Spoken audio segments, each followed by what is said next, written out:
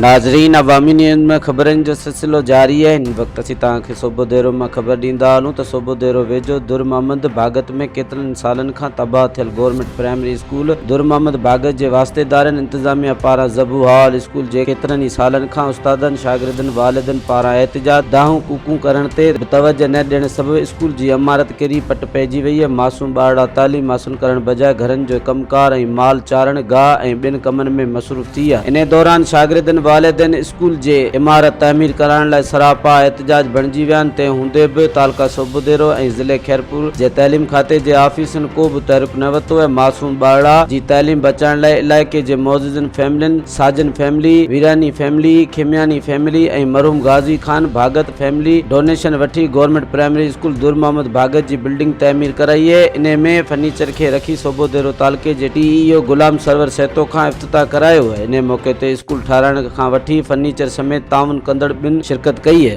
मज़ीद खबरों और तफसीलात के लिए विजिट करें हमारी वेबसाइट www.awamiNewsHD.com।